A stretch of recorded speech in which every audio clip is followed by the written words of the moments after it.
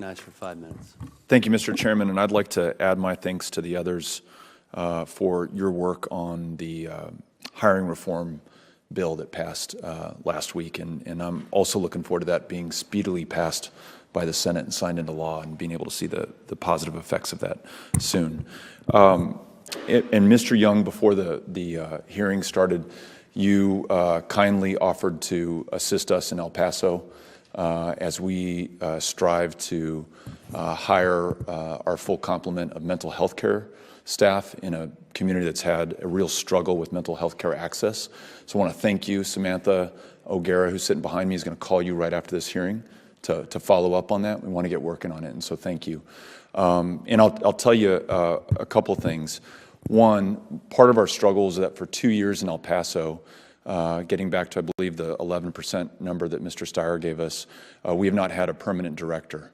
And it's really hard to hire into a poorly performing medical center that doesn't have a coach. Like, how do you recruit the player to play for a temporary coach?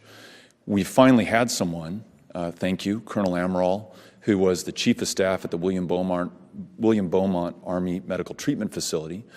And even though he was the chief of staff at a medical treatment facility, and even though I think we, the VA, recruited him, it took a year to bring him on board, and he had to do these ridiculous essays, some of which got rejected and he had to rework.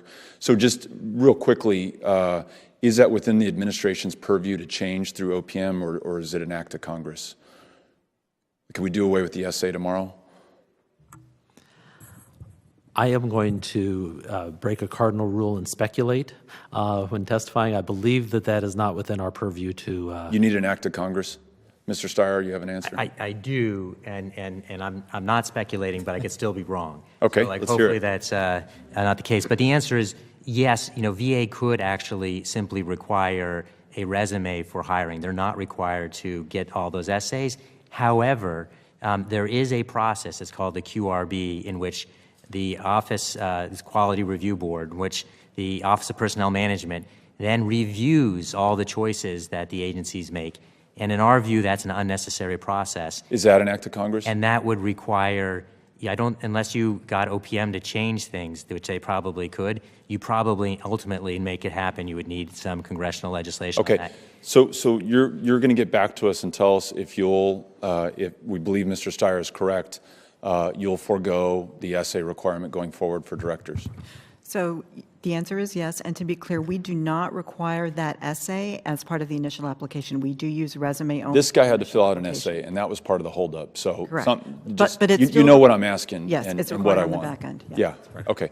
I want to ask you, Mr. Young, so when we were first elected and were sworn in 2013, we had 68 full-time equivalent mental health staff, and that was part of the problem. And we had a real hard time hiring in. We put some pressure. We asked for help. VA gave it, and we're grateful for it. And I also have become part of the recruiting staff. And with the permission of the applicant, the recruiter gives me their name. I call them. I'm making a call to Guam tomorrow for a husband and wife team that we're trying to recruit to El Paso. We started with 68 FTE. We're at 98. We have 120 authorized and appropriated for.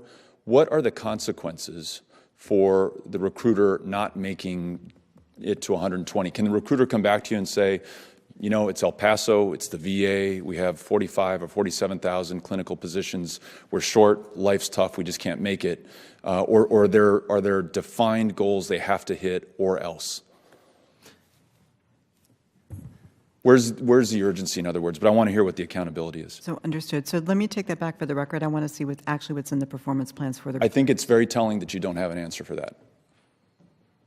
I think it's telling that you've got members of Congress who are making the recruitment phone calls to get people hired in, and members of Congress who are having to call OPM to ask why the heck somebody's filling out an essay when we desperately need their leadership. And it also makes me sometimes question, although I like Colonel Amaral a lot, I just got off the phone with him. We're very lucky to have his service.